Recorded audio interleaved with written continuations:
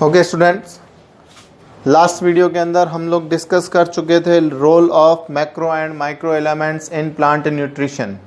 ठीक है, आज हम बात कर रहे हैं mechanism of absorption of mineral and salt, यानी कि प्लांट्स की जो रूट्स होती है वो सॉइल सॉल्यूशन से जो मिनरल्स और साल्ट को एब्जॉर्ब करती है, उसका क्या मैकेनिज्म है। देखिए, जब हमने ये चैप्टर स्टार्ट किया था तब मैंने आपको रूट की स्ट्रक्चर जो है वो समझा दी थी। जो रूट होती है उसका जो टॉप पार्ट होता है वो तो आपके क्या बनाता है, रूट कैप। रूट कैप को छोड़ दो तो उसके बाद का जो पार्ट होता है, ये रूट कैप हमने हटा दी, इसके बाद जो है वो आपको नीचे मिलेगा आपको मेरिस्टेमेटिक टिश्यू। मेरिस्टेमेटिक टिश्यू या फिर इसको बोल सकते हैं जोन ऑफ सेल डिवीजन, यानी कि कोशिका विभाजन क्षेत्र। इस भाग की जो कोशिकाएं होती है वो मेरिस्टेमेटिक टिश्यू से विभज्योतक उत्तक से बनी होती है और इन कोशिकाओं के अंदर विभाजन की क्षमता पाई जाती है, जो कि रूट्स की ग्रोथ को क्या करती है, इंक्रीज करती है। इसके पीछे का जो एरिया आता है वो आता है आपके जोन ऑफ सेल एलोंगेशन।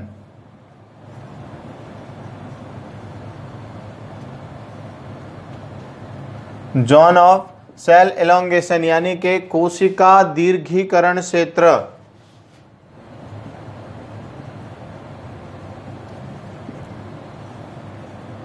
कोशिका दीर्घीकरण क्षेत्र, और ये हो जाएगा आपके विभज्योतक उत्तक या विभज्योतक क्षेत्र। ठीक है, ये दोनों जो पार्ट होते हैं मिनरल्स और साल्ट को एब्जॉर्ब करने का काम करते हैं। वाटर एब्जॉर्प्शन तो रूट हेयर्स के थ्रू होगा, मेरिस्टेमेटिक टिश्यूज और zone of cell elongation part के थ्रू जो है वो मिनरल्स और साल्ट को एब्जॉर्ब किया जाता है। नॉर्मली जो प्लांट के रूट्स के अंदर जो मिनरल्स और साल्ट का एब्जॉर्प्शन होता है वो एक्टिव एब्जॉर्प्शन होता है।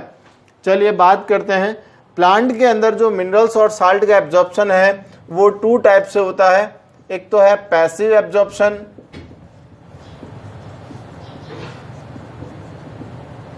यानी कि निष्क्रिय अवशोषण।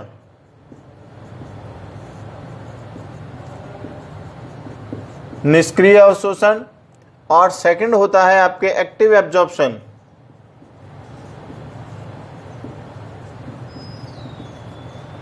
यानी कि सक्रिय अवशोषण।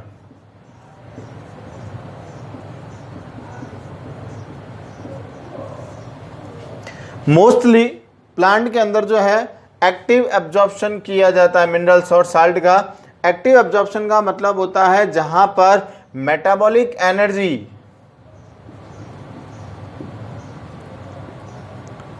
रिक्वायर्ड होती है, यानी कि जिस एब्जॉर्प्शन के अंदर उपापचयी ऊर्जा की आवश्यकता पड़ती है। उपापचयी ऊर्जा जो है वो मोस्टली सेल्स के अंदर एटीपी फॉर्म के अंदर प्रेजेंट होती है। तो मेटाबॉलिक एनर्जी की जहां रिक्वायरमेंट होती है वहां पर जो है वो एक्टिव एब्जॉर्प्शन प्रेजेंट होता है, यानी कि एनर्जी स्पेंड करके जो एब्जॉर्प्शन किया जाता है उसे एक्टिव एब्जॉर्प्शन कहा जाता है। क्लियर है? तो सबसे पहले हम बात करते हैं पैसिव एब्जॉर्प्शन। पैसिव एब्जॉर्प्शन किस किस तरह से होता है उसके बाद में हम डिस्कस करेंगे आपके एक्टिव एब्जॉर्प्शन के बारे में। पैसिव एब्जॉर्प्शन का मतलब है जिस एब्जॉर्प्शन के अंदर कोई एनर्जी रिक्वायरमेंट नहीं होती है, मेटाबॉलिक एनर्जी की रिक्वायरमेंट नहीं होती है, वो आपके पैसिव एब्जॉर्प्शन कहलाएगा। अब पैसिव एब्जॉर्प्शन के फेवर में, इसके पक्ष के अंदर जो है वो बहुत सारे सिद्धांत दिए गए, जिसके अंदर सबसे पहला सिद्धांत है संहति प्रवाह सिद्धांत।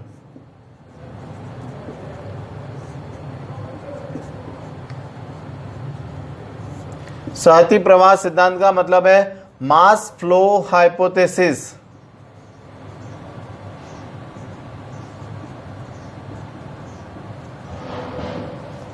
Mass flow hypothesis. देखिए, मास फ्लो हाइपोथेसिस के अंदर क्या होता है, ये जो प्रोसेस है ये आपके ट्रांसपायरेशन पुल प्रेशर के थ्रू होगा। ट्रांसपायरेशन पुल टेक्निक, जो हमने लास्ट वाटर एब्जॉर्प्शन वाले टॉपिक के अंदर जो है वो डिस्कस की थी हमने। जब ट्रांसपायरेशन प्रोसेस होता है तो उसके थ्रू प्लांट जाइलम वेसल्स और ट्रैकिड्स के अंदर एक नेगेटिव फोर्स जनरेट होता है, एक टेंशन जनरेट होती है, और उस टेंशन के थ्रू वाटर एब्जॉर्प्शन किया जाता है, और उस वाटर के साथ जो सॉइल के अंदर जो मिनरल्स और साल्ट प्रेजेंट होते हैं वो भी क्या हो जाते हैं, एब्जॉर्ब हो जाते हैं। अब ट्रांसपायरेशन ज़्यादा होगा तो वाटर एब्जॉर्प्शन भी, मिनरल्स और साल्ट एब्जॉर्प्शन भी क्या होगा, ज़्यादा होगा। यानी कि जो एब्जॉर्प्शन का प्रोसेस है वो ट्रांसपायरेशन के डायरेक्टली प्रोपोर्शनल होता है। यानी कि ट्रांसपायरेशन ज़्यादा होगा तो मिनरल्स और साल्ट एब्जॉर्प्शन भी क्या होगा, ज़्यादा होता है। तो ये फर्स्ट आपके हाइपोथेसिस होती है मास फ्लो हाइपोथेसिस, यानी कि सहती प्रवाह सिद्धांत, जिसके अंदर वाष्पोत्सर्जन कर्षण बल के द्वारा जो है वो रूट्स के थ्रू सॉल्यूशन को एब्जॉर्ब किया जाता है। इसमें किसी भी तरह की एनर्जी की रिक्वायरमेंट जो है वो नहीं होती है, इसीलिए जो है वो इसको पैसिव एब्जॉर्प्शन की टेक्निक्स में रखा जाता है। सेकंड हाइपोथेसिस है आपके आयन एक्सचेंज हाइपोथेसिस, यानी कि आयन विनिमय सिद्धांत।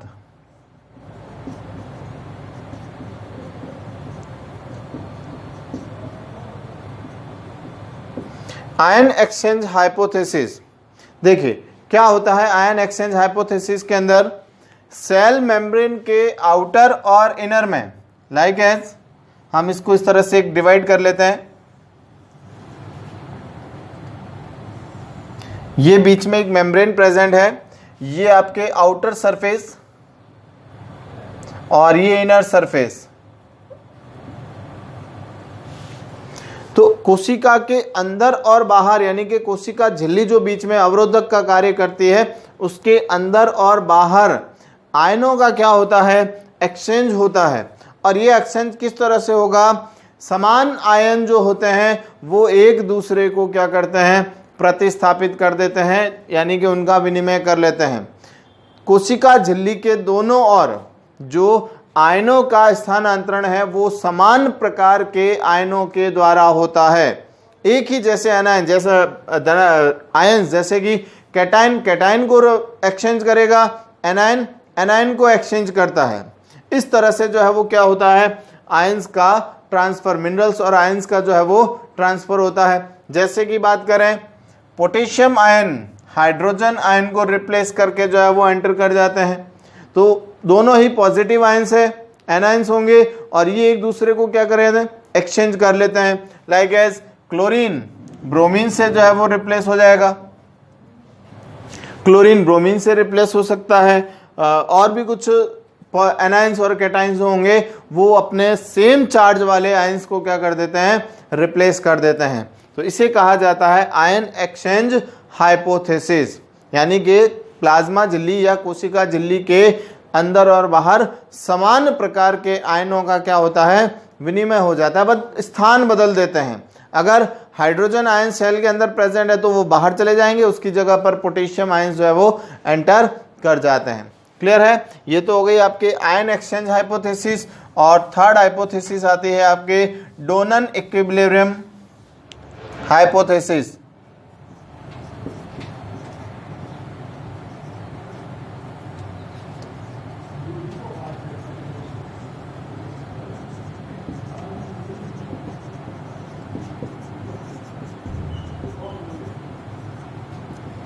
डोनन इक्विलिब्रियम हाइपोथेसिस मतलब डोनन साम्यावस्था सिद्धांत।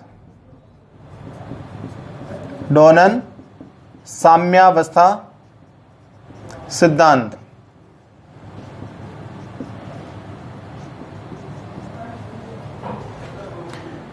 ये हाइपोथेसिस जो है वो डोनन के थ्रू 1927 के अंदर जो है वो प्रोवाइड की गई 1927 में। देखिए अकॉर्डिंग टू डोनन सेल में कुछ ऐसे आयंस भी प्रेजेंट होते हैं जो कह सकते हैं कि सेल मेम्ब्रेन के बाहर जो है वो नहीं जा सकते, यानी कि कुछ ऐसे आयंस प्रेजेंट होंगे जिनके लिए सेल मेम्ब्रेन इम्परमिएबल होती है। कोशिका झिल्ली जो है वो उनके लिए अपारगम्य झिल्ली की तरह कार्य करती है, यानी कि वे आयन कोशिका के अंदर क्या होते हैं, स्थिर रहते हैं, अपनी जगह नहीं बदलते, अंदर बाहर नहीं आ पाते हैं। ऐसे आयनों को कहा जाता है स्टेबल आयंस। स्टेबल आयन यानी कि स्थिर आयन होते हैं। अब ये जो स्थिर आयन होते हैं, इनकी कह सकते हैं कि कमी या पूर्ति करने के लिए जो है दूसरे आयन जो है वो अंदर प्रवेश करते हैं। तो इससे क्या होता है, कोशिका के अंदर और बाहर यानी कि साइटोप्लाज्म में और सॉइल के अंदर जो है वो उन दोनों तरह के स्टेबल आयन का क्या हो जाता है, इक्विलिब्रियम हो जाता है। दोनों तरफ जो है वो आयनों की साम्य अवस्था उत्पन्न हो जाती है, जिसे डॉनन इक्विलिब्रियम हाइपोथेसिस कहा जाता है। तो देखिए किस तरह से ये आयन्स जो है वो स्टेबल होते हैं। तो इसको मैं एक एग्जांपल से समझाने की कोशिश करता हूं। जैसे कि ये मैंने बीच में एक प्लाज्मा मेम्ब्रेन बना दी, ये आउटर सरफेस हो जाएगी और ये इनर सरफेस हो जाएगी, यानी कि ये सॉइल सरफेस है और ये सेल के यानी कि प्लाज्मा मेम्ब्रेन के अंदर का पार्ट है। लाइक एज एग्जाम्पल है कि इनर मेम्ब्रेन के अंदर कुछ नेगेटिव आयंस प्रेजेंट है, यानी कि कुछ ऋणात्मक आयन उपस्थित होते हैं, जिनके लिए ये मेम्ब्रेन यानी कि जो प्लाज्मा मेम्ब्रेन है वो क्या होगी, इम्परमिएबल होगी, यानी कि ऋणायन जो है वो प्लाज्मा झिल्ली से बाहर नहीं आ सकते। एग्जाम्पल धनायन भी हो सकते हैं, लेकिन अभी मैं एक एग्जाम्पल ले रहा हूं। नॉर्मली जो है, नॉर्मल कंडीशन के अंदर जो है प्लाज्मा मेम्ब्रेन के दोनों और आयन जो है वो इक्विलिब्रियम साम्य अवस्था के अंदर उपस्थित रहते हैं। लेकिन अगर मान लें कि इनर मेम्ब्रेन के अंदर नेगेटिवली चार्ज आयन जो है वो क्या हो गए, कलेक्ट हो गए, तो ऐसी कंडीशन में क्या होगा, पॉजिटिव आयंस जो होते हैं वो बाहर से क्या होंगे, अंदर जाएंगे।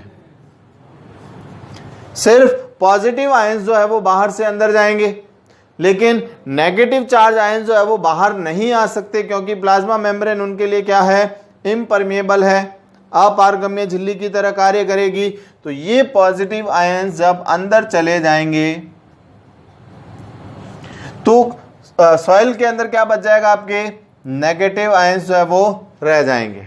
यानी कि जो पॉजिटिव आयंस थे वो तो क्या हो गए, अंदर चले गए, नेगेटिव आयंस क्या हो गए, बाहर रह गए।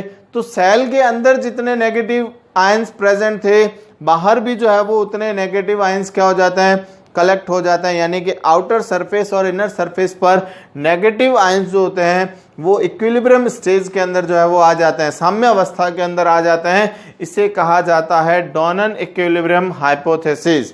इसके थ्रू जो है वो कह सकते हैं कि अगेंस्ट, कह सकते हैं कि कंसंट्रेशन ग्रेडियंट के अगेंस्ट जो है वो आयनों का क्या होता है, एक्सचेंज होता है, मिनरल्स जो होते हैं वो एक्सचेंज होते हैं।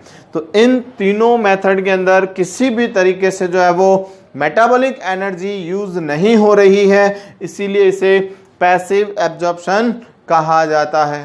क्लियर होगी बात। नेक्स्ट हम बात करते हैं एक्टिव एब्जॉर्प्शन।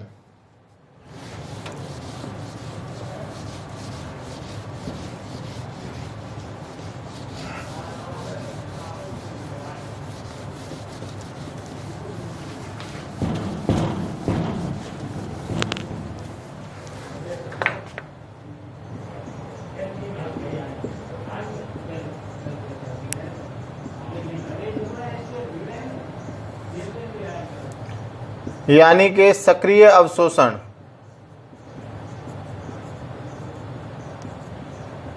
देखिए, एक्टिव एब्जॉर्प्शन को समझने से पहले आपको सिंगर और निकोलसन का प्लाज्मा मेम्ब्रेन मॉडल जो है वो आपको पता होना चाहिए। According to Singer and Nicolson, plasma membrane जो है वो लिपिड और प्रोटीन मॉलिक्यूल से बनी होती है, और लिपिड भी फॉस्फोलिपिड मॉलिक्यूल्स होंगे। फॉस्फोलिपिड मॉलिक्यूल जो है वो 2 लेयर्स के अंदर प्रेजेंट होते हैं। ज़्यादा डिटेल में मैं इसके बारे में बात नहीं करूंगा, ये आप प्रीवियस क्लास के अंदर जो है वो स्टडी कर चुके हैं। तो ये जो लिपिड मॉलिक्यूल्स होते हैं वो इस तरह से अरेंज होते हैं। इनका एक हेड जो है वो हाइड्रोफिलिक हेड होता है और सेकंड जो है वो हाइड्रोफोबिक हेड होता है। तो दोनों हाइड्रोफोबिक एंड जो होते हैं वो तो एक दूसरे की और रहते हैं, यानी कि पास पास में रहते हैं ये दोनों। ये दोनों मॉलिक्यूल्स के हाइड्रोफोबिक एंड जो है यानी कि जल विरागी सिरे जो हैं वो तो पास पास रहेंगे, और हाइड्रोफोबिक एंड जो होते हैं वो क्या होते हैं, दूर दूर रहते हैं, या कह सकते हैं कि पेरिफेरल होते हैं। सिंगर और निकोलसन के अकॉर्डिंग जो प्लाज्मा मेम्ब्रेन होती है उसके अंदर प्रोटीन मॉलिक्यूल जो है वो दो तरह के होते हैं। एक तो होगा आपके एक्सट्रिंसिक प्रोटीन यानी कि बाह्य प्रोटीन, और दूसरी होती है आपके इंट्रिंसिक प्रोटीन यानी कि आंतरिक प्रोटीन। ये जो आप देख रहे हैं दोनों, ये तो है आपके एक्सट्रिंसिक प्रोटीन यानी कि इसे परिधीय प्रोटीन या बाह्य प्रोटीन कहा जा सकता है। दूसरी होती है इंट्रिंसिक प्रोटीन, जो क्या होती है इन लिपिड मॉलिक्यूल्स के बीच बीच में होती है। ये जो लिपिड मॉलिक्यूल्स होते हैं इनके बीच में ये प्रोटीन मॉलिक्यूल जो है वो क्या होते हैं, धसे हुए होते हैं। अब ये जो लिपिड मॉलिक्यूल्स है ये क्या करते हैं, प्लाज्मा मेम्ब्रेन को परमेबल मेम्ब्रेन या सेमी परमेबल मेम्ब्रेन्स बनाने का क्या करते हैं, काम करते हैं। लेकिन ये जो मॉलिक्यूल्स होते हैं, जो इंट्रिंसिक प्रोटीन या प्रोटीन मॉलिक्यूल्स होते हैं, ये क्या करते हैं, प्लाज्मा मेम्ब्रेन के लिए कह सकते हैं कि एक अवरोध मिनरल्स और आयंस के लिए जो है वो ये क्या करते हैं, ये इम्परमेबल लेयर बनाने का काम करते हैं। यानी कि जो प्लाज्मा मेम्ब्रेन होती है उसमें कुछ स्थान ऐसे होते हैं जहां पर जो है वो प्रोटीन मॉलिक्यूल जो है वो मिनरल्स और साल्ट के लिए एक इम्परमेबल लेयर बनाने का क्या करते हैं, काम करते हैं। बाकी जहां पर ये इंट्रिंसिक प्रोटीन प्रेजेंट नहीं है वहां से तो जो है वो पैसिव एब्जॉर्प्शन हो जाएगा।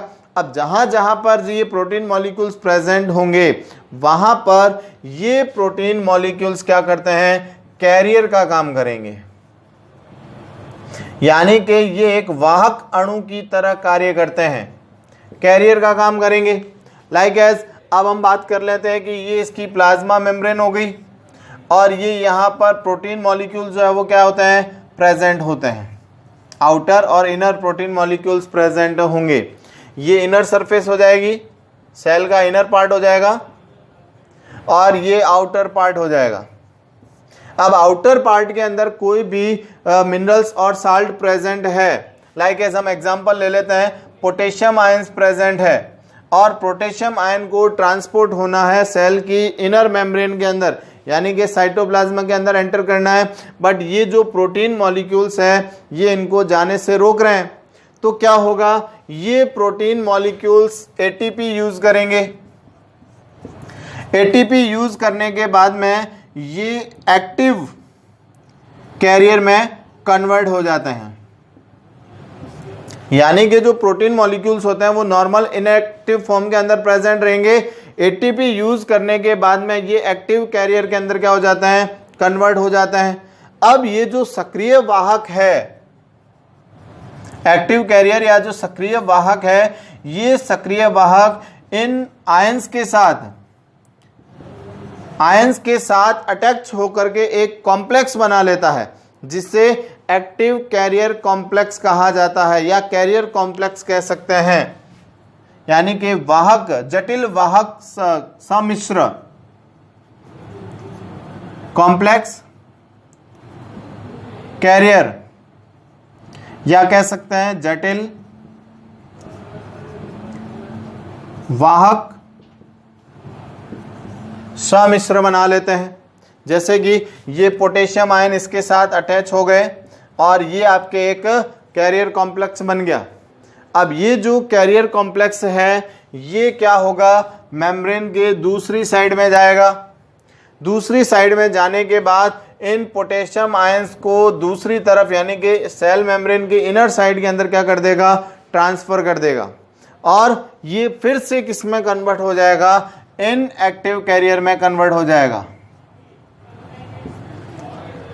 एटीपी यूज करके प्रोटीन मॉलिक्यूल जो है वो एक्टिव और इनएक्टिव कैरियर्स के अंदर क्या होते हैं, कन्वर्ट होते हैं, और इस तरह से पोटेशियम आयंस को ये क्या कर देते हैं, सेल्स की दूसरी साइड के अंदर इसको क्या करते हैं, ट्रांसफर कर देते हैं।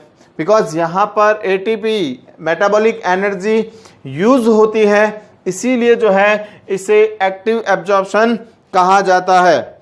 ये जो हाइपोथेसिस है, जो एक्टिव एब्जॉर्प्शन के अंदर ये जो कह सकते हैं कैरियर कॉम्प्लेक्स हाइपोथेसिस जो है वो डैन हॉनेट के थ्रू जो है वो प्रोवाइड की गई। इस हाइपोथेसिस को आप कह सकते हैं कैरियर कॉम्प्लेक्स हाइपोथेसिस, यानी कि इसे जटिल वाहक संकल्पना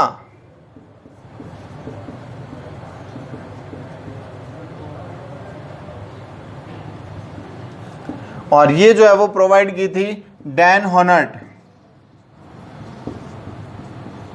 डैन हॉनेट साइंटिस्ट ने जो है वो इस हाइपोथेसिस को प्रोवाइड किया था। तो यहाँ पर जो प्रोटीन मॉलिक्यूल्स होते हैं जो प्लाज्मा मेम्ब्रेन्स के अंदर प्रेजेंट होते हैं, ये क्या बनाते हैं, आपके कॉम्प्लेक्स बना लेते हैं और ये कॉम्प्लेक्स प्लाज्मा मेम्ब्रेन की दूसरी साइड में जाकर के आयंस को रिलीज कर देता है और जहां से जो है वो आयन एक्सचेंज हो जाते हैं। क्लियर है? तो ये तो हो गया आपके first model carrier complex hypothesis.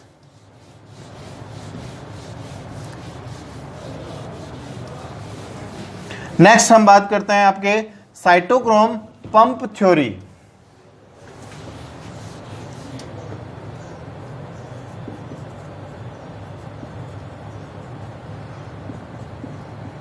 Cytochrome pump hypothesis. देखिए, साइटोक्रोम पंप हाइपोथेसिस के अंदर क्या होता है, प्लाज्मा मेम्ब्रेन की इनर सरफेस पर जो सरफेस होती है उसमें एक पिगमेंट प्रेजेंट होता है आपके साइटोक्रोम।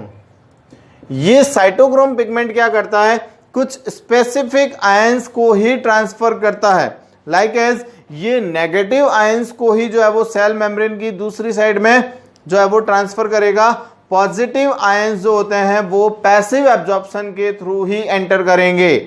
तो नेगेटिव आयंस को एटीपी यूज करके, ये जो साइटोक्रोम है ये इनएक्टिव फॉर्म के अंदर रहता है, एटीपी यूज करेगा तो एक्टिव फॉर्म के अंदर कन्वर्ट हो जाएगा और ये एक्टिव साइटोक्रोम नेगेटिव आयंस को क्या करेगा, सेल की दूसरी साइड में, प्लाज्मा मेम्ब्रेन की दूसरी साइड के अंदर ट्रांसफर करता है। लाइक एज आप इस एग्जांपल से समझिए, ये हमारे पास में एक सिस्टम प्रेजेंट है, इसके बीच में ये आपके प्लाज्मा मेम्ब्रेन,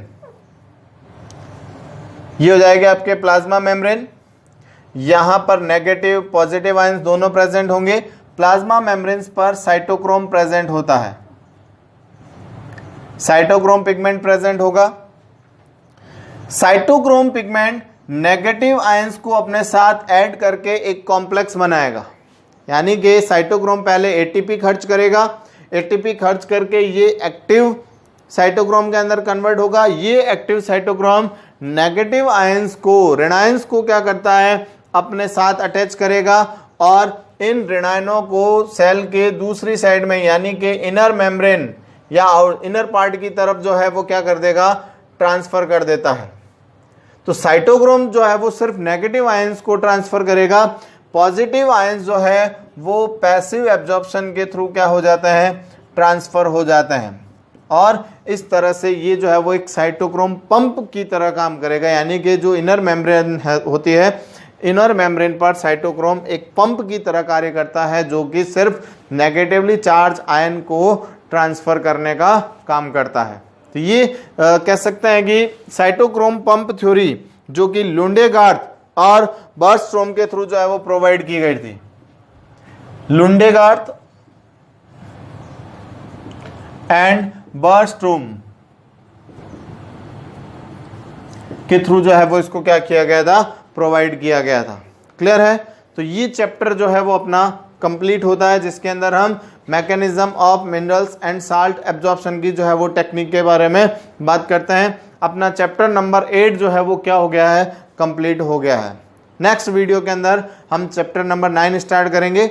इस टॉपिक से रिलेटेड जो भी आपकी प्रॉब्लम्स या जो क्वेश्चन आंसर्स है वो आप डाउट में डाल सकते हैं और इसका जो होमवर्क्स है वो आप कंप्लीट करके मुझे व्हाट्सएप ग्रुप के अंदर मैसेज करेंगे।